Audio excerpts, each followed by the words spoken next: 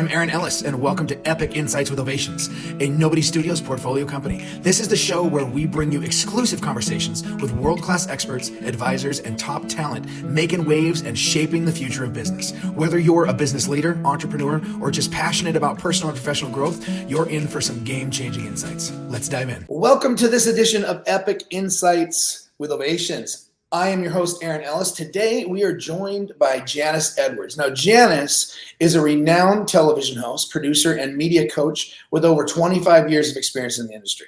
As the host of the award-winning show Area Vista, Janice has interviewed hundreds of influential personalities, from celebrities to community leaders. Her dynamic presence and interviewing style have made her a trusted voice in media, empowering audiences through compelling storytelling and inspirational content.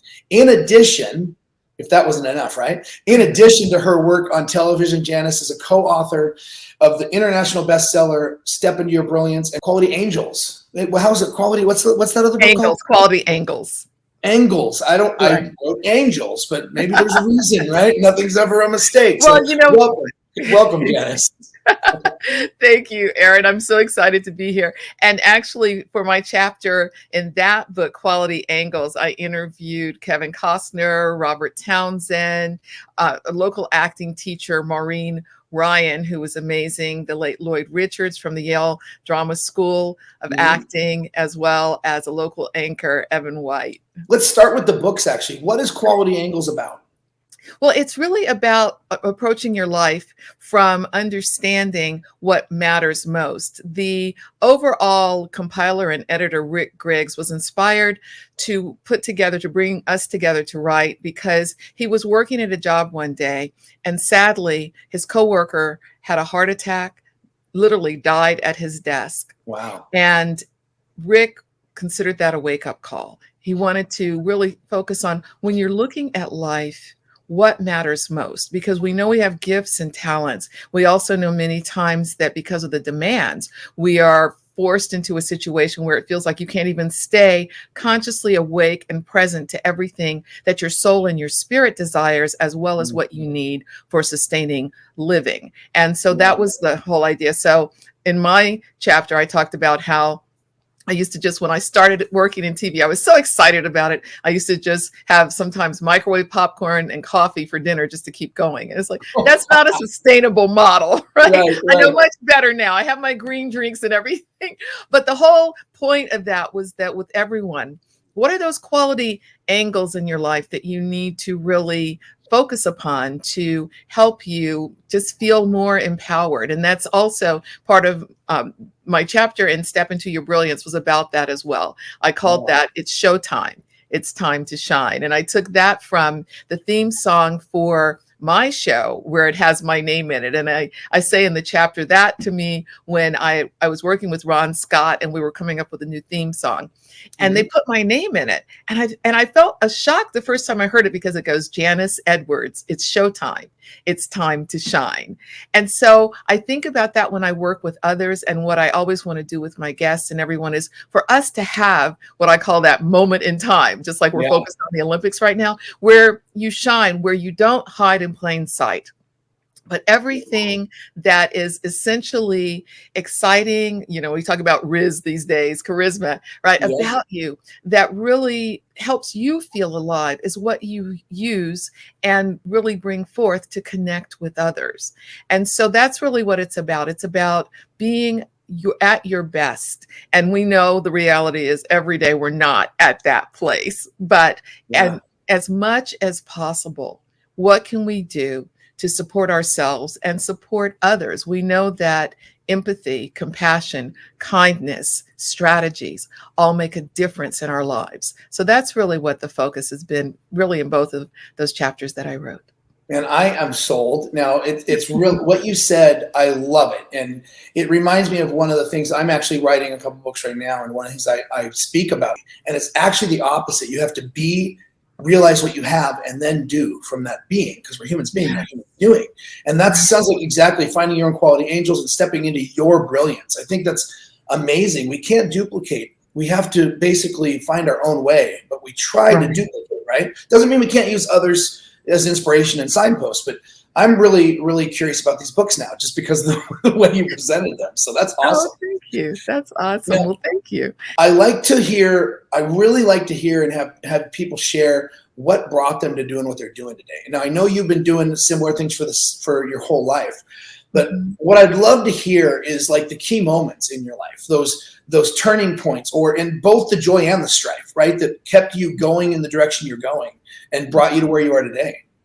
Oh, well, thank you so much for that. I started doing as a co-host of a teen radio talk show when I was 16.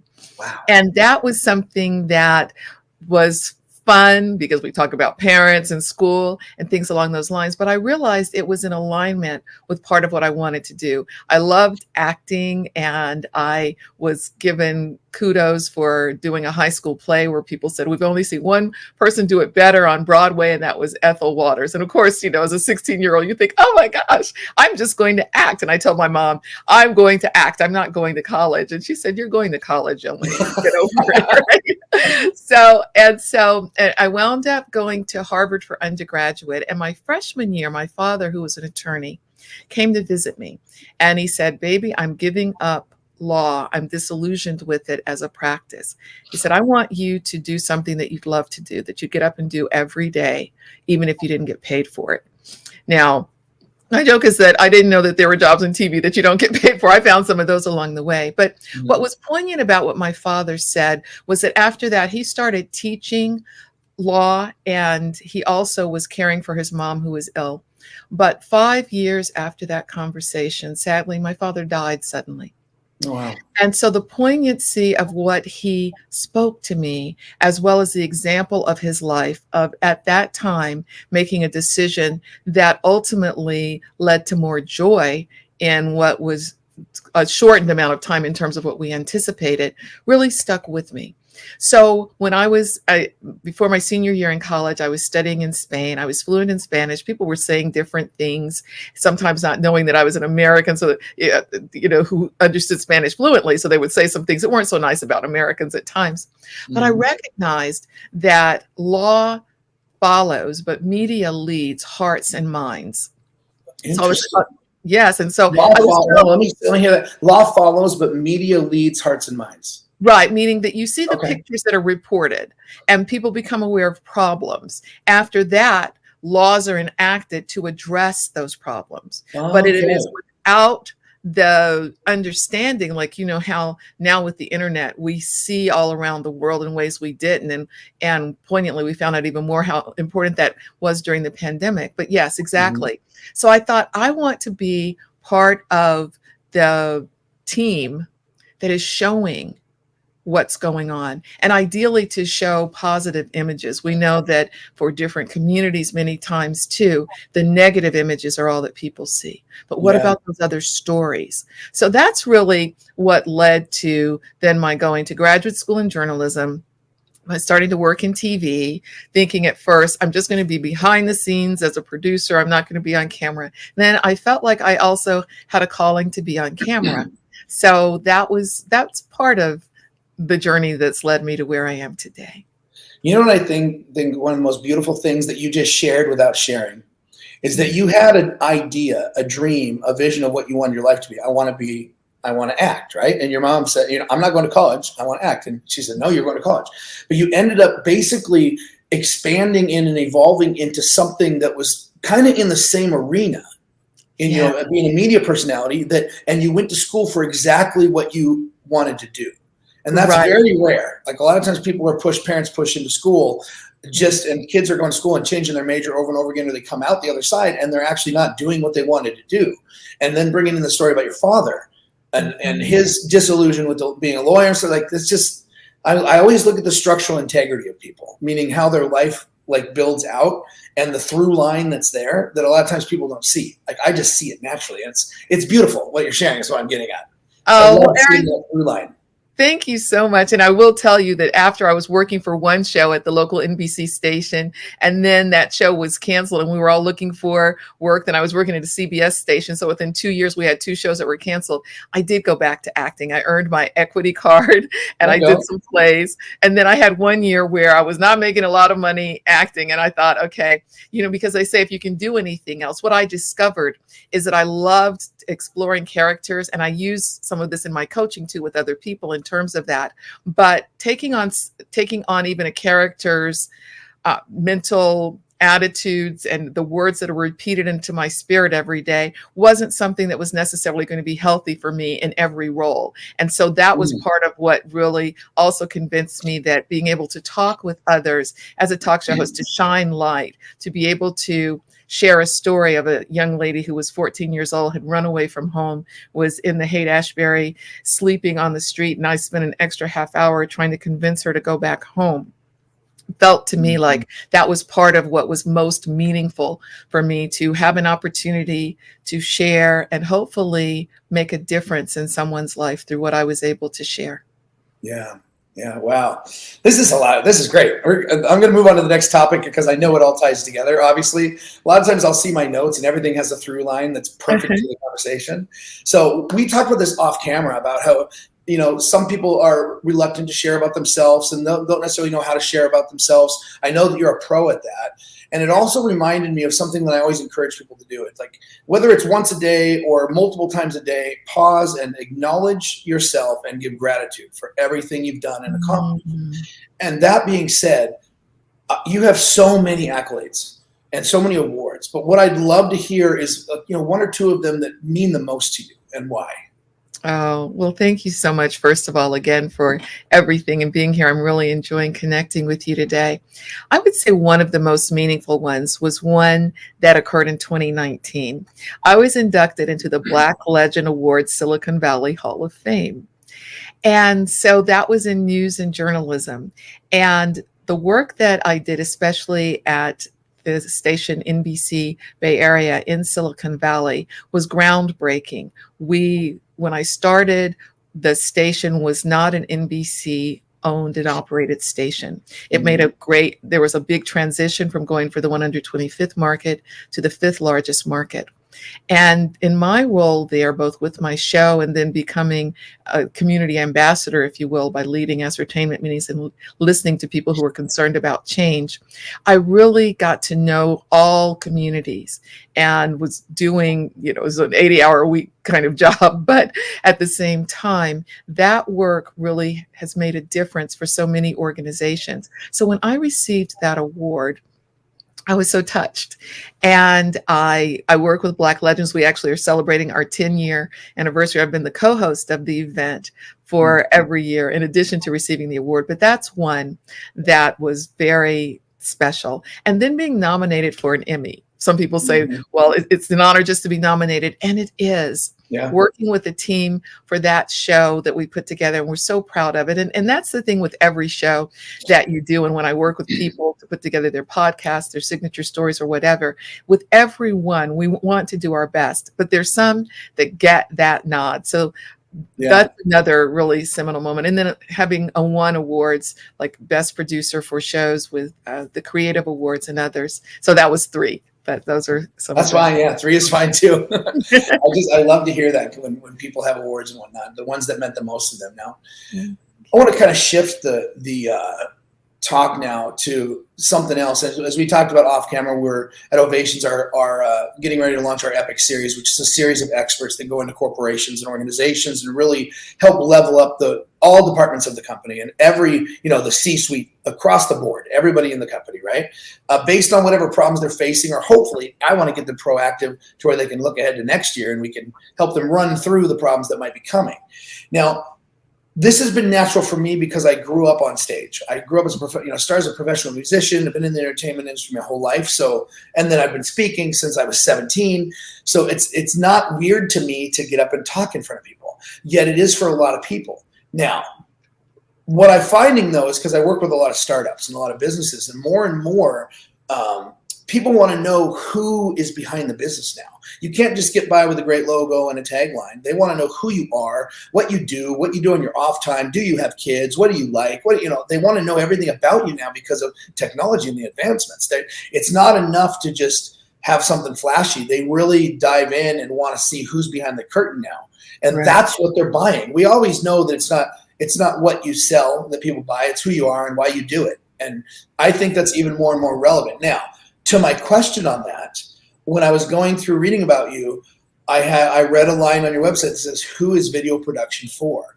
And you listed corporations and executives.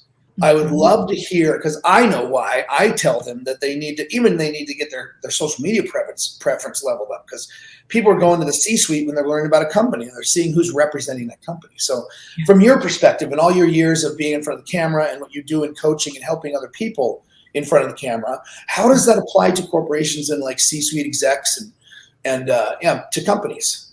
Yes, and thank you for that, Aaron. One of the things that I've learned in doing over 12,000 interviews is that people can connect with you when you are authentically aligned. So part of my journey for the last 12 years has been specifically working with organizations, C-suite executives, some of whom have said, I don't want people to know all about me. And so we look at how do you share things that are important and that speak to leadership, but at the same time create a safe space to retreat.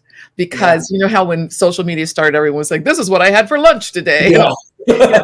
We can skip that. But what we want to know is what inspires you when you get up in the morning. If you're leading a team, what are the values that are core to that company and also to you personally? So a lot of times when we're working together, I start with those deep dives of why do you do what you do? And then from there, we see how does that translate into your philosophy for even running a meeting? How does that translate to other things in every area of your life? And so with that, what we're looking at is, and I do apologize for that background noise. I thought I turned it on. Soundtrack in the background. It's okay. Yeah, exactly. But that's life, right? So it's working with that. And then sometimes I'm always talking with people about looking at the leaders within their company, because a lot of times people will say, well, why don't you just come and be the spokesperson? And I'll say, no, there are people within your organization who are natural stars. And what I've excelled in with working with people is looking at just the C-suite executives and even middle management, and then other people who are customers. So looking at 3 tiers for testimonials, for understanding how it all weaves together to share a vision of an understanding for those people who are saying, what is this company about? Why should I invest with them? Because they see that there is a through line, there's consistency, and there's a commitment to excellence and to servant leadership. A lot of times, just like with acting, that people say, don't focus on what you're doing, focus on the giving. And so for a lot of people who feel uncomfortable with coming forward with, well, this is about me, it's really about you, but not so much. It's about how you do what you do that makes the world a better place. Absolutely. So this goes in and all plays together on everything else I've asked you. But from my experience, whether it's personal relationships, business relationships, or random engagements you have during the day with the clerk at the grocery store, communication makes or breaks those engagements, as far as I'm concerned. I would love to hear your thoughts behind the importance of communication. Whatever arises, whatever you feel is the most important for people to hear. Well, first of all, and on my website, I have the 5 keys to being the star in the reality show of your own life, which you can appreciate. And a couple of those things are really key for that, because I say, connect to your passion and purpose, craft your message, prep for your inner selfie, cut bad guests from the roster, and then get ready for lights, camera, action. Now that seems like something, thank you. And it's something for preparing for an appearance, but it's also on a daily basis. So what does prepping for your inner selfie mean? It means, how are you doing today? What is it that you need? Maybe more exercise, more sleep, to connect with people. Are there thoughts, if it's cutting bad guests from the roster, are there thoughts? Are there interactions or things that you need to limit? so that you can show up fully Mhm. engaged. Going back to number one, connecting to your passion and purpose. Most of us have some kind of faith or some kind of practice or something that when we wake up and open our eyes in the morning, we can say, oh, thank God that I'm here, I'm awake. And so taking that moment, like you talked about, that moment for gratitude and all of that becomes something so that when you are out in the world or on a laptop as we are now, or Yeah. however you're connecting, you feel that you are whole.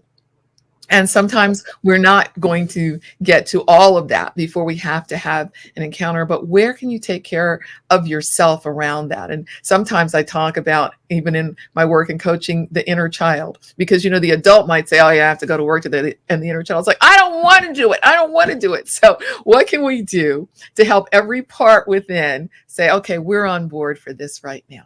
And we're going to go forward, do what we know how to do, and then have a reward later so that it's not just about feeling like life is treading water, but it's about life being a wonderful gift and being able to experience that fully. Yeah, yeah. Well, we're at time, as I knew I would have not even get through a third of what I was going to talk to you about. So we're definitely going to have to figure out a time to have you on again, because I think there's a lot of important things that really jumped out at me that I want to share. Now, that being said, I always leave the end, a little bit at the end to ask any final thoughts you want to share, things that you feel are like, golden nuggets you can give the audience. But I think that you literally sprinkled them throughout the whole interview. But I still want to hear if there's anything that, anything coming up for you that you want to point to people towards, or anything you feel you want to share in the end. Well, I do these things on social media called Wednesday Wisdom. And today my thought is train like a champion. A lot of us have been watching the Olympics. And I remember being in high school and having some classmates who were training for the Olympics then, getting up at 4:30 in the morning. Yeah. And so I feel like one of the things that we can do to encourage ourselves is that wherever there are those gaps right now, whether it's with physical training, whether it's with your work, if you train like a champion, then you give yourself what you need to perform at your highest, and you eliminate those things that will keep you from doing that. So what does that mean? We hear about what are the diets, what are the practices, and then what do you do in that moment? And like I said, that's why I love that song, Moment in Time, because in one moment in time, when you're more than you thought you could be, when all of your dreams are a heartbeat away, and it says, and the answers are all up to me. So in that, if we take that as a clarion call for our lives on a daily basis, it can help us. It can encourage us. Last night I was doing some exercises and I was tired, and I thought, okay, think about the Olympic champions. They can do that. You can get through this. Another 10 minutes and you're done. Wow, I'm going to have to go back and listen to that song, One Moment in Time now. That kind of choked me up when you were saying that. I'm like, oh my gosh, that is what that song says, isn't it? So, wow. All right. Well, thank you so much, Janice, for joining and sharing your wisdom and stuff, and just being authentic and real, and showing that in structural integrity in everything you do. It's so evident to me. So thank you for being on today. Oh, Aaron, thank you. I'm so excited to connect with you and with everyone on the podcast. I really am grateful. Thank you for your leadership. Thank you for the multiple ways that you bless the world with your talents. We appreciate you. Thank you very much. Everybody, this has been another episode of Epic Insights with Ovationz. We've been talking with Janice Edwards. As always, and I mean it every time, go back and listen to this again from start to finish and watch that through line. Look, see the structural integrity and the connection of everything she's done in life. And then look at your own life, and you'll see that through line as well. We'll see you next time. That's a wrap for today's episode of Epic Insights with Ovationz. I hope you found our conversation as insightful and inspiring as I did. If you enjoyed today's episode, be sure to subscribe, leave us a review, and share it with anyone who could use a little epic insight. Remember, the journey to growth never stops, so keep learning, stay curious, and let's continue building something extraordinary together. Thanks for tuning in, and I'll see you next time.